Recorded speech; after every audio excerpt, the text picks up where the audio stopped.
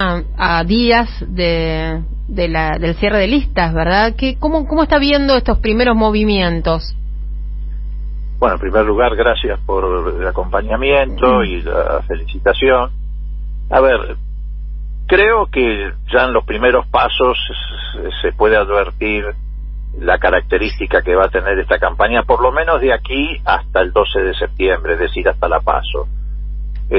Por un lado, yo creo que Juntos por el Cambio, Juntos o como se denomine ahora, está atravesando una crisis muy profunda, una verdadera implosión, que tiene que ver, bueno, en primer lugar con el fracaso estrepitoso de la gestión del gobierno de Macri, que no tiene atenuantes de ninguna naturaleza y deja a los candidatos de Cambiemos en una situación realmente incómoda. Y por el otro lado, la falta de propuestas, la incomodidad que significa y tal vez hasta, yo diría, la mortificación que significa tener que afrontar debates, por ejemplo, alrededor de qué hacer con la deuda externa, tomando en cuenta que ellos tuvieron la responsabilidad de asumir una deuda en tan poco tiempo de carácter descomunal, y todo eso los está llevando a discutir entre ellos las candidaturas, nada más que eso, es decir, cómo va a quedar cada uno ubicado en la lista final después de las PASO. Mientras que el Frente de Todos encamina su campaña electoral para hablarle a la sociedad, no solamente de lo que se pudo hacer tomando en consideración la herencia recibida y el coronavirus, sino también lo que se puede hacer de aquí en adelante una vez que vayamos saliendo, como está ocurriendo paulatinamente, de la pandemia, que la hemos atravesado con muchas dificultades, con el dolor que significan las muertes que se han producido, pero con la conciencia tranquila en el sentido de que se hizo todo lo posible, se abrieron 12 hospitales modulares en prácticamente 3 meses, se trajeron millones de vacunas, se trajeron respiradores, se triplicaron las cámaras las camas de terapia intensiva, y bueno, de aquí en más sabemos que el mayor esfuerzo hay que hacerlo en relación a la reconstrucción productiva de la Argentina, la reconstrucción económica. Algunos pasos se han ido dando en esa dirección, la industria está creciendo comparada con el 2019, ni siquiera con el 2020, el sector agroexportador no solamente ha crecido, sino está obteniendo ganancias extraordinarias. Hay otros que están en una situación muy compleja, el sector turístico, por ejemplo. Hoy estaba viendo que algunos medios decían que en la pandemia habían cerrado aproximadamente 20.000 pequeñas y medianas empresas, cosa que realmente es así, sobre todo actividades comerciales, etcétera. Ahora también es bueno recordar que en el gobierno de Macri cerraron 24.000 sin coronavirus, sin pandemia. Entonces, bueno, pero bueno, me parece que la campaña se va encaminando en esa dirección. El Frente de Todos logró la unidad porque la responsabilidad de gobernar nos llevaba a ese escenario. Vamos con lo que hicimos y con las propuestas para salir de la crisis. Creo que la sociedad advierte que somos los únicos que estamos en condiciones de garantizar la reactivación económica del país, y ellos, bueno, van con sus problemas, la falta de liderazgo, la falta de propuestas, la incomodidad para discutir algunos temas y la carga del fracaso, reitero, estrepitoso del gobierno de Macri. ¿Qué tal, diputado? ¿Cómo le va? ¿Qué tal? ¿Cómo anda? Bueno, como decía usted, recién hace unos minutos hablábamos con Manuel Zunino de la consultora Proyecciones, y nos decía que obviamente los temas de la pandemia fueron desplazados del primer lugar de las preocupaciones por el tema, sobre todo, inflación y aumento de los alimentos básicos. ¿Cómo considera usted que se tiene que encarar este tema, visto los lamentablemente magros resultados que se ha conseguido en esa materia para contener estos aumentos hasta el momento? Bueno, a ver, primero hay que reconocer que efectivamente tenemos un problema muy serio respecto a la inflación y respecto al aumento de precios, y en particular efectivamente de los alimentos, que impacta tanto en la canasta básica alimentaria. partiendo de ese reconocimiento hay que decir, en primer lugar, que bueno, lo que es políticas públicas se puso al servicio de alinear las tarifas con por debajo de la inflación, es decir, no hubo tarifazos, para decirlo en términos absolutos, no hubo tarifazos. Y no solamente no hubo tarifazos, sino que en algunos casos, más de 3 millones de hogares argentinos van a tener el beneficio en el invierno de una reducción de la tarifa de gas por la ley de zona fría que se votó en el Parlamento, que básicamente va a beneficiar, bueno, ya hace tiempo lo hacía con la Patagonia, pero además ahora incluye a 90 localidades de la provincia de Buenos Aires, Córdoba, Mendoza, San Luis, etcétera. O sea que en esa materia el gobierno, consciente de la necesidad de aliviar el bolsillo de la sociedad, no aplicó aumentos en los servicios públicos. Y si lo aplicó fue en una porción mínima, casi imperceptible. De todas formas, esto es absolutamente insuficiente. Por eso también se trata de mejorar la política de ingresos. Se han alentado la reapertura de paritarias para tratar de que también los salarios se alineen con esta realidad vinculada a la inflación. Se ha buscado aliviar también el ingreso de los trabajadores registrados de mayor volumen, eliminando el impuesto a las ganancias, y no solamente eliminándolo, sino reintegrando lo que ya se había cobrado desde el 1 de enero. Se alivia la situación de los monotributistas, pero sabemos que todo este esfuerzo, además del que se está haciendo con los jubilados, que no solamente la fórmula de a poquito va mejorando, sino que se han establecido bonos para extender un plus que alinee también los haberes de los jubilados con la inflación. Bueno, vamos en ese camino. Ahora, sabemos y somos conscientes de que tampoco es suficiente si no somos capaces de contener el desenvolvimiento de los precios. Allí hay una tarea para hacer. Así como la restricción de la pandemia paralizó la actividad económica mucho tiempo, ahora en menor medida, también tenemos que remover algunas otras restricciones, una de ellas la de deuda externa, tenemos que modificar el régimen tributario de la Argentina, tenemos que tomar un montón de decisiones y de medidas que efectivamente mejoren los ingresos, no solamente por el lado de un aumento de los salarios, también hay que aumentar, dicho sea de paso, el salario básico de manera muy significativa. Creo que debemos darnos un plan que no podrá ser de la noche a la mañana, pero que tendrá que tener metas fijas para llevar el salario mínimo por lo menos al nivel de la canasta básica de alimentos, alimentos, por lo menos.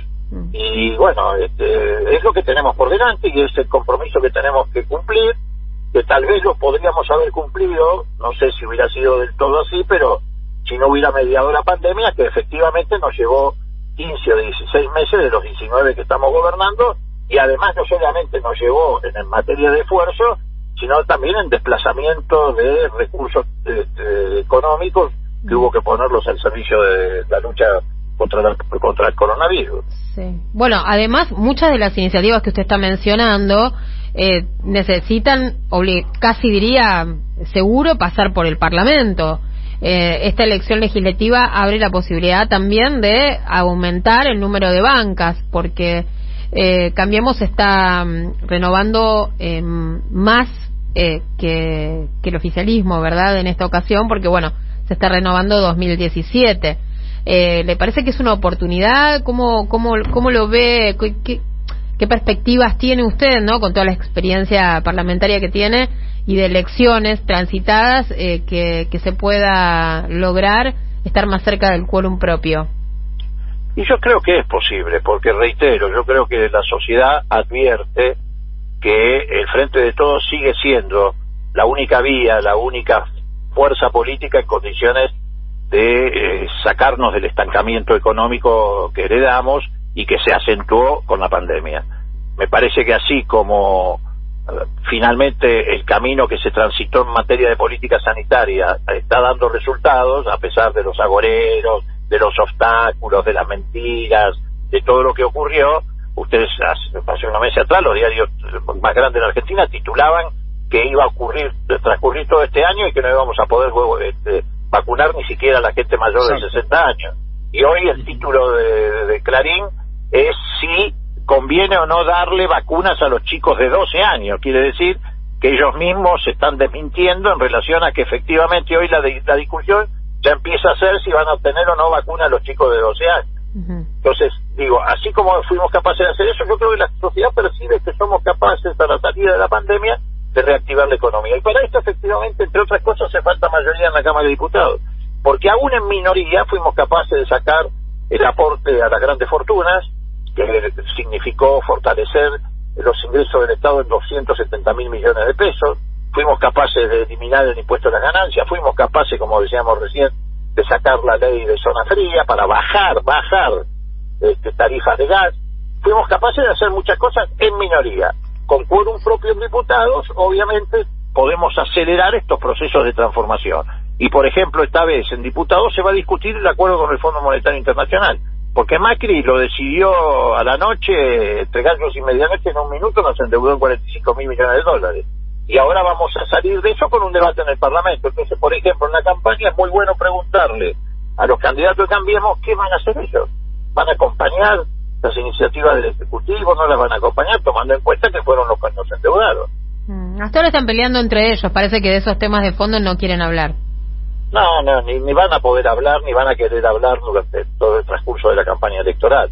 Tampoco van a querer hablar de una eventual reforma tributaria, no van a querer hablar de cómo poner en marcha un desarrollo científico-tecnológico, porque además eso implica también discutir cómo financiarlo, no es solamente enunciarlo, sino cómo financiarlo.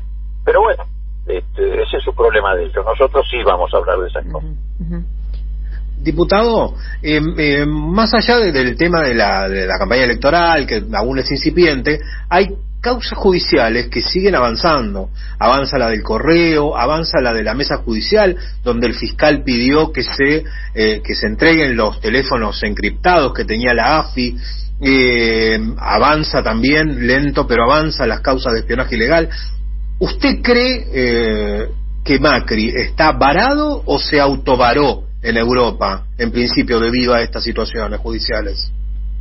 Y yo creo que él está cómodo en esta situación, porque por un lado es obvio que lo han corrido de la campaña y de la presencia política, de un liderazgo que ya prácticamente ha fenecido, digamos, ya no existe ese liderazgo.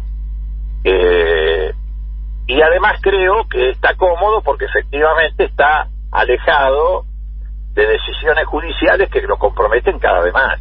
Es decir, a todas estas causas que usted acaba de enumerar, donde en muchos casos él está directamente comprometido, también hay que agregar, por supuesto, lo que se va conociendo del caso Bolivia, que es un caso muy serio para Macri, muy serio, porque ahí no puede eludir de ninguna manera la responsabilidad y está enfrentando una causa de contrabando agravado, que es agravado, entre otras cosas, porque la naturaleza de ese contrabando es nada más y nada menos que la entrega de pertrechos de carácter militar o represivo para favorecer un golpe de Estado o apuntalar un golpe de Estado.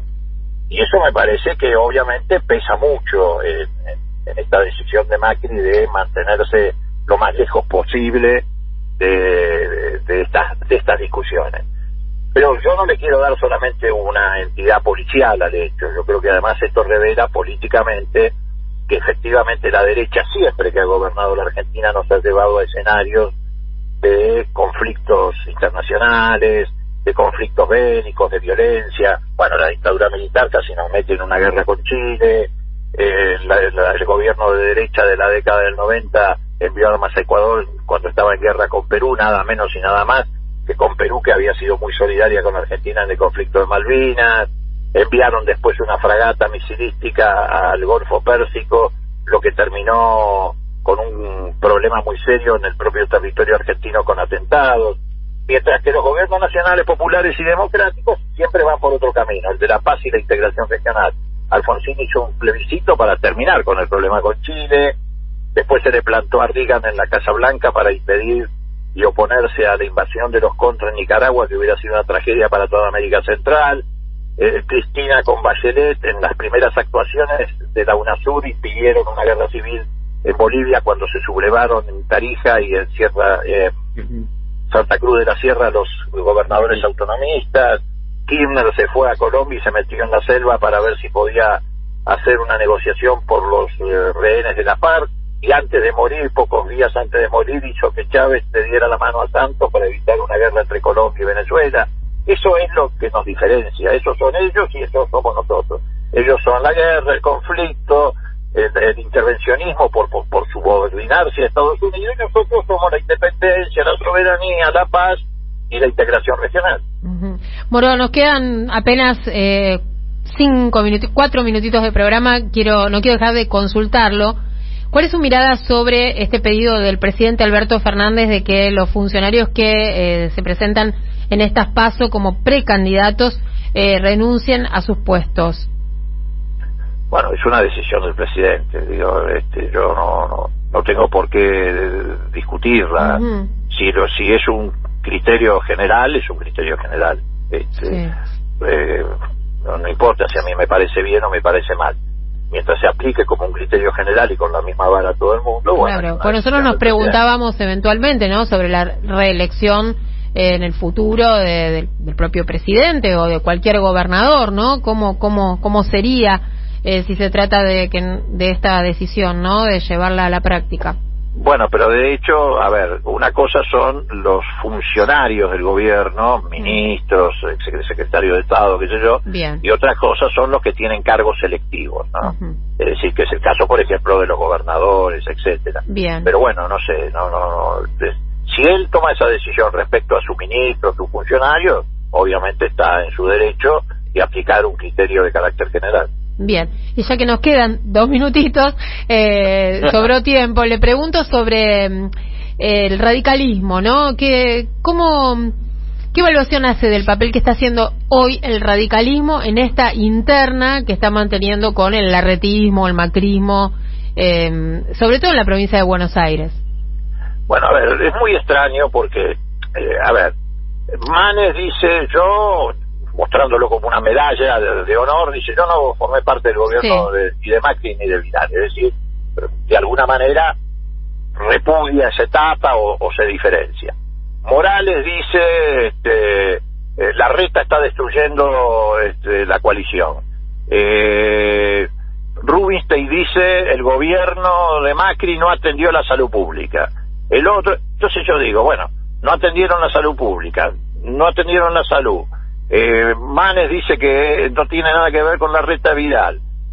Morales critica a Macri y a Larreta. Entonces la pregunta es, ¿para qué siguen en la coalición?